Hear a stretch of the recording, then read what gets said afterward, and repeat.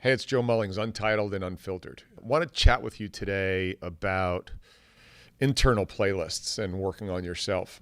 It's interesting. I'm 58 years old, and I'm watching a lot of my peers in their mid-50s, men and women, starting to come to grips about working on themselves. For a really long time, they were hostage on who they were and who the narrative was that they thought they had been compelled to play to the outside world. And I don't know if it's what's going on in the world today. I don't know if it's just a hip thing to do, but starting to come to grips and working on yourself and working through things is a super powerful opportunity. Now, look, one of the worst things to do is have to admit that the game you've been playing for the last 20, 40, 50 years is not the game you've been wanting to play. But it's the game that either the people around you, the people who raised you, the people who influenced you, they sort of laid on you, because that's where it started. I often chat about the talk track that goes on in your mind on what the people who laid it down for you put in there. Your guidance counselor, your parents, your uncles, your aunts, all of them. And again, they didn't do it on purpose, but they put it in there. So a lot of times something transformative occurs in your life, and sometimes it's a divorce, it's a death, it's a major event, and it has you take inventory. And you realize at that point in life that I'm just not going to take this anymore. I'm not going to play this game because the expense is too high, right? The expense is too high because the internal dissonance you've been dealing with for a super long time. There might have been voices, there might have been voices. And I believe that trauma, pain, either transforms you or you transfer it to others. And transferring pain to others or trauma to others typically reveals itself in trying to cause pain to others or trying to cause trauma to others. And you do effed up things to people. You feel like you need to punish them. You feel like you need to teach them a lesson. And therefore, you're transferring your own personal pain over to those people. And instead, for some reason, some people in their 40s and 50s start to allow transformation to occur because they look back. They don't blame the past or the people who laid these talk tracks on them. What they do, though, is at least recognize that that was laid down on them. And then they start to make observations. I'm just like my mom. I'm just like my dad. Those people. And you realize that you don't want to be like that. And as a kid, you didn't know any better because those were the adults. As a kid, you just emulated what you saw, which is why I think generationally alcoholism, spousal abuse, molestation, all that occurs and gets transferred because it didn't transform. And so, again, an event usually occurs because it's really hard to get out of that. It's too comfortable being you. It's too comfortable being the version of the self you've been playing for a long time. Because imagine what you have to do. You have to actually punt and kill the old version of yourself. And that's uncomfortable. Because you have to come to grips with what you've been doing all along is unacceptable and fall on your sword. And I will tell you through my own personal development that falling on your sword was one of the most powerful things I could have done.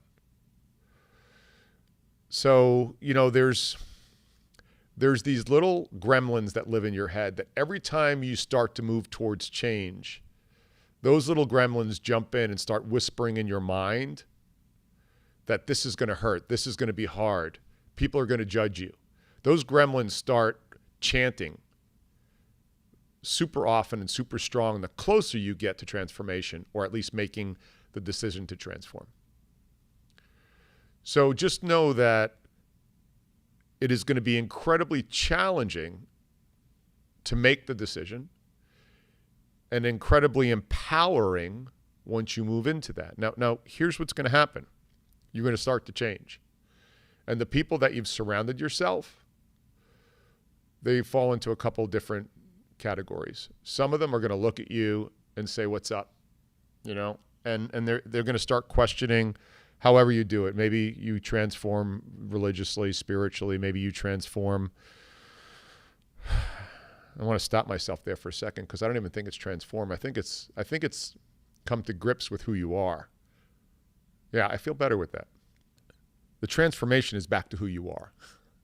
It's back to how you really are wired.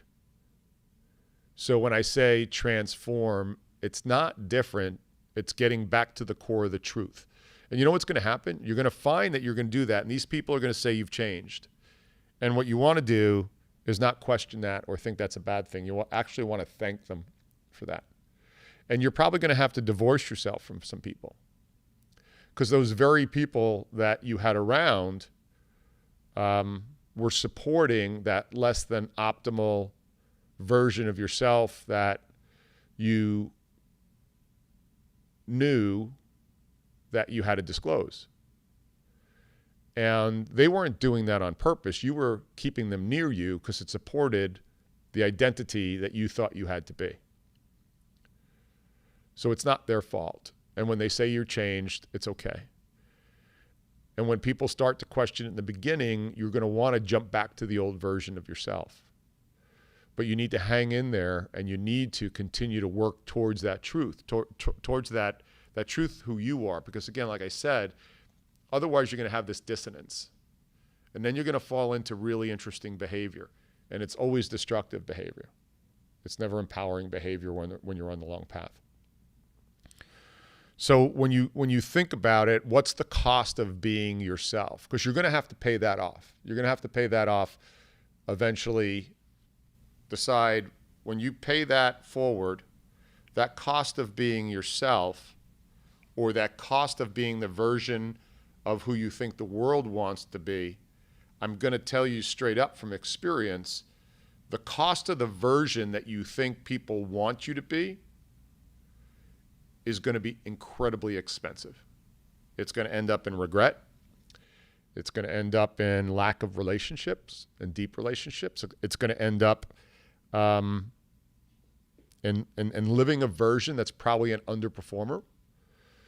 But if you pay the cost right now and get out of what you are currently emotionally tied to, because it's been your identity forever, the down payment on that right now is probably going to be severe, but the payments after that are a lot easier. So I don't know what that catalyst is going to be for you. So the internal challenge is those talk tracks in your head. The external challenge are the talk tracks from friends, family, neighbors. You're going to have to unlearn a lot of habits. You're going to have to extinguish relationships. Don't cold turkey them, just manage them appropriately. People are going to judge you. People are absolutely going to judge you. You're going to have to stand up to that. So in other words, a lot of short-term pain there. And again, that short-term pain are those gremlins who are going to crawl into your head, because those gremlins love when pain is transferred in relationships versus pain being transformative in a relationship. And I want that to stick in your head. I want you to stick in your head is understanding when you do things in your life, in your world, are you transferring that pain that was given to you by your parents, aunts, uncles, friends at a younger age? Are you transferring that pain forward?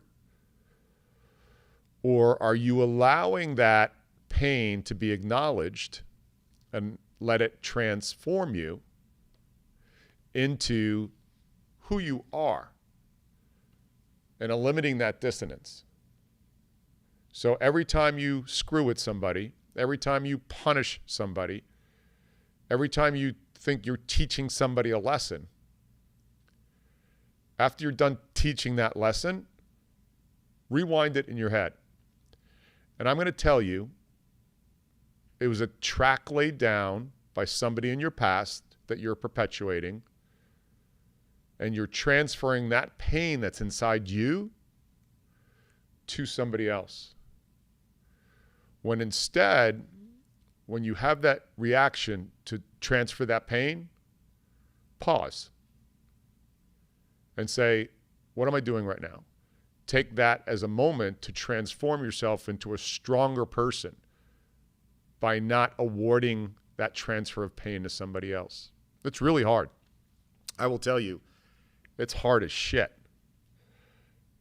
Eventually, though, and I don't know if it's a month for you, it's a year for you, or if it's 3 years for you, but it's always an ongoing process, but it gets easier and easier as you go on.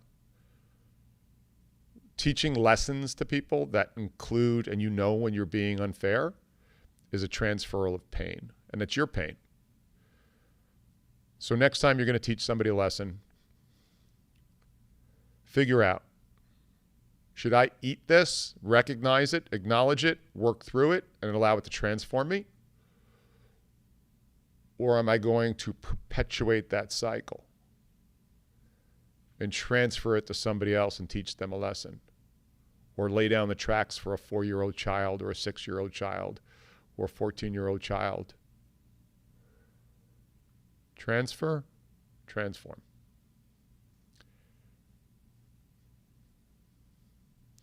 This is Joe Mullings, Untitled and Unfiltered.